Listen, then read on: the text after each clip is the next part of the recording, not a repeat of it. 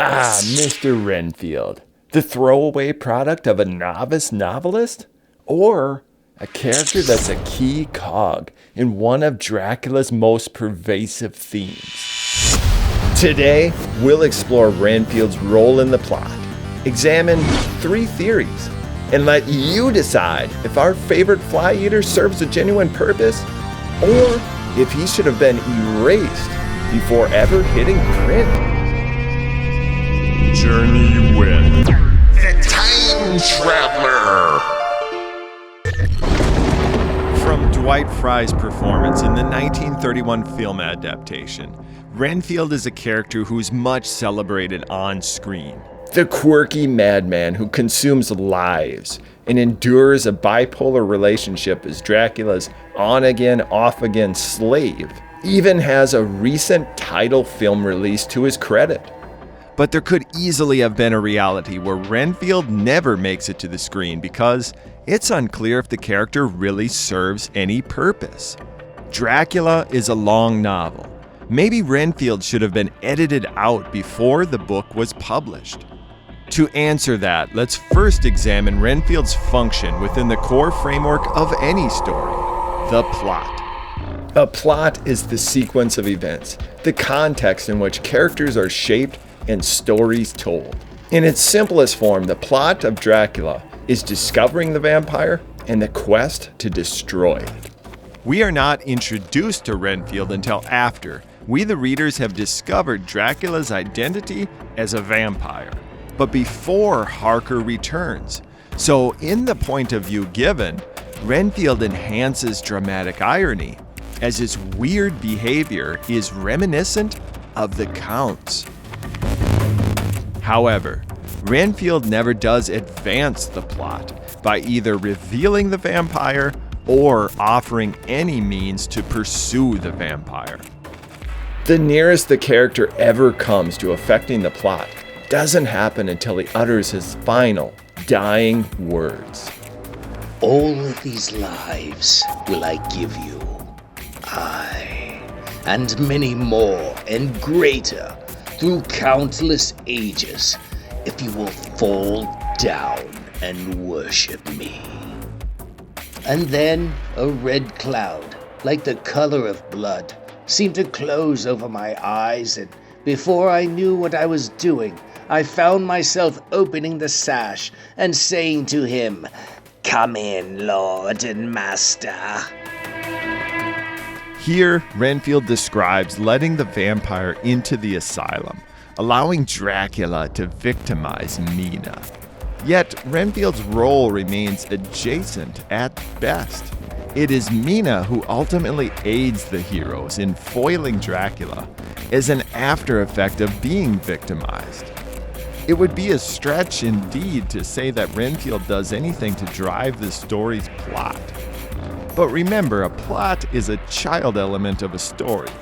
The larger narrative works through character, setting, conflict, and theme as well. So while Renfield may not impact the story's plot, does he serve to improve the story in any other way? Let's entertain 3 theories that I've seen circulated on that very question. Theory number 1, Vampire Barometer, an index to Dracula's action. Dracula is an epistolary novel, presented through dates, times, and differing point of views via diaries, notes, and even Dr. Seward's fancy newfangled phonograph. The epistolary format is more popular in crime novels than horror, in part because it allows the reader bird's-eye mystery solving via the multiple perspectives. The waxing and waning of Renfield's vampire-esque mental affliction can be connected to Dracula's actions and proximity if one is to compare and backtrack. Harker even points this concept out later in the novel to Dr. Seward. He thinks that in the meantime I should see Renfield, as hitherto he has been a sort of index to the coming and going of the Count. I hardly see this yet, but when I get at the dates, I suppose I shall. The problem is, on your first read-through, just like Dr. Seward, you're unlikely to backtrack and explore these factoids. while the story is still unfolding. By the time we meet Renfield, the only question to resolve is where and when will our characters meet up with Dracula? Backtracking the vampire's proximity and actions has little to nothing to do with uncovering that. As mentioned earlier, Mina becomes that locating device in a much more effective way late in the novel, as Dracula's influence upon her reveals his whereabouts via Van Helsing's hypnosis sessions. I'm ready to dismiss this Renfield vampire barometer theory, as it's simply of too little value to the reader and offers little to nothing to the story. Theory 2. Displaying the effect of vampires in tormenting a soul. Renfield shifts in the novel from a very orderly gentleman that Van Helsing would enjoy debating philosophy with, to a quirky madman obsessed with consuming lives. The shifting does happen in good degree to the vampire barometer effect we just discussed. Through this shifting, we see just how much madness and perversion a vampire can wreak upon its victim, which lends good credence to this theory. But while this is visible in Renfield, we get a much closer and more systematic look at this syndrome from beginning to sad end in the case of Lucy Westenra. We see Lucy move from no affliction to becoming undead, and the horrible realities resulting upon both her and those whom love her. Lucy's case does much more than Renfield's in illustrating the vampire's torment upon a soul. For this reason, I reject theory number 2 as well. Renfield has no arc. He doesn't advance the plot. Is Renfield really a useless distraction concocted of a poor writer? Maybe Stoker, a professional theater critic, simply wanted to write a role that'd be fun for actors to ham it up and play insane. Right now, it looks like Renfield is the odd man out.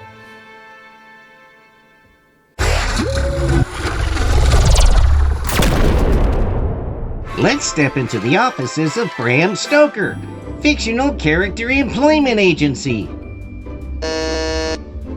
No character too irrelevant for my story. Stokes here. I will work for food. What can you provide? Well, I'm zoophagus, a real drapetomaniac. Splendid! I've got an overstuffed novel I'm pinning up right now. I can shoehorn you in, my boy. Heck, just yesterday I wedged a totally superfluous cowboy into a Victorian horror story. Bram Stoker, loading basic fiction with irrelevant nonsense since 1897. While it's true Renfield doesn't advance the plot, I do think the character serves an important role in advancing one of Dracula's dominant themes. And our first clue comes simply from the character's backstory and setting. Renfield is a patient. In fact, the only patient we know of in any detail in Dr. Seward's asylum. It's a very particular thing to write a character who runs an asylum. It stands to reason there was concerted narrative purpose on Stoker's part to write this element into Dr. Seward's character. Logic follows that Renfield then, in turn, must have some concerted purpose. And thus, I propose theory number 3. Renfield offers a dramatic tension between Seward and Van Helsing in the book's theme of madness versus bizarre truth. The 4th sentence of the novel reads, The impression I had was that we were leaving the West and entering the East.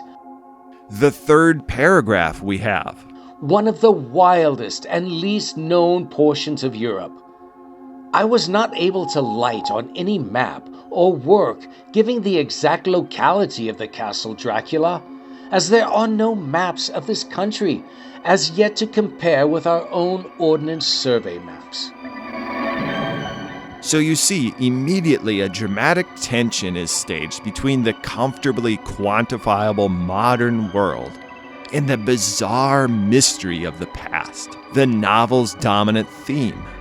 The modern world, scientific knowledge, represented in London, is embodied most sternly in the character Dr. Seward, as opposed to the wild, strange, and unknown, represented fully in Dracula, but also exhibited in Renfield, with the unique feature that Renfield exists within Seward's modern context. The vampire under Seward's nose, hiding in Seward's own inability to see beyond the blatantly empirical.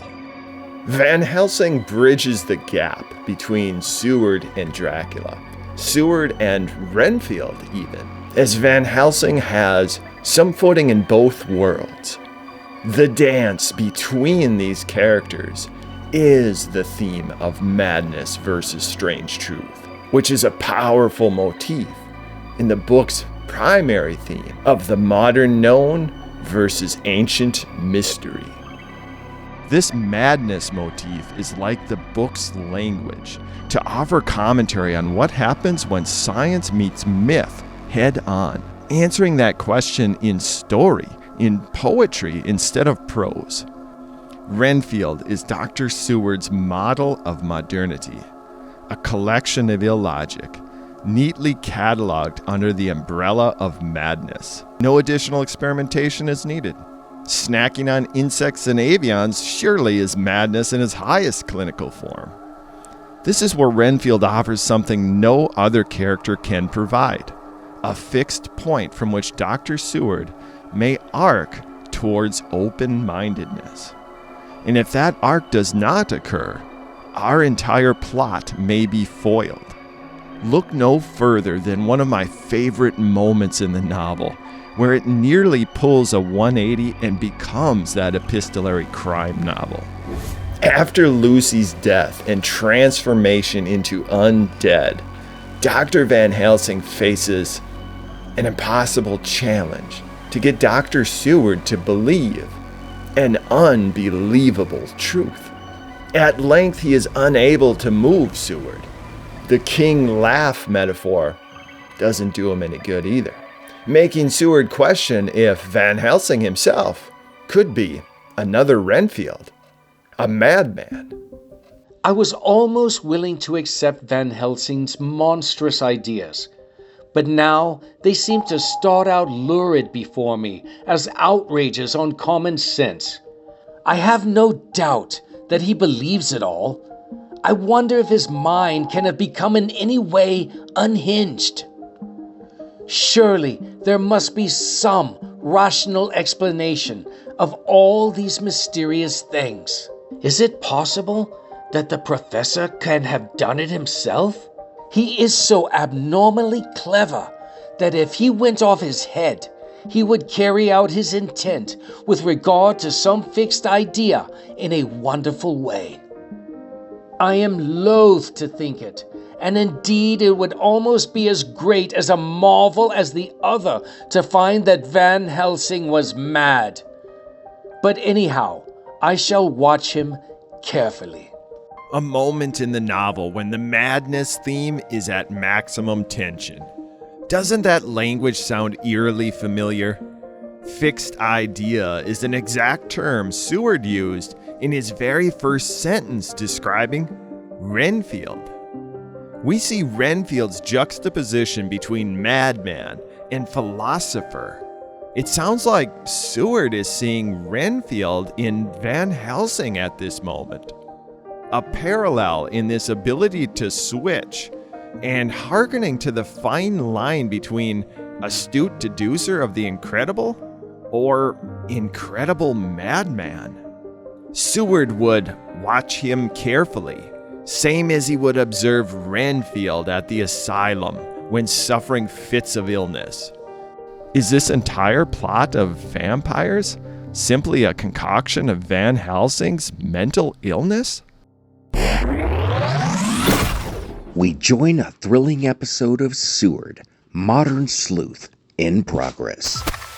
Lucy Westerna has died of massive blood loss through pin drop-sized wounds on her neck. Her sealed tomb is occupied, then vacant night to night as her undid corpse roams London, victimizing helpless children. Nothing unusual to report there. However, Dr. Van Helsing sure is acting strange.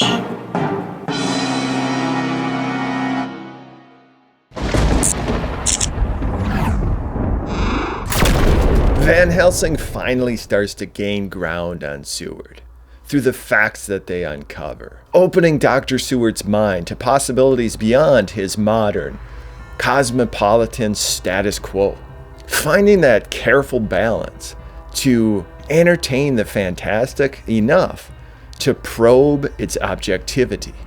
This dialogue lays it out.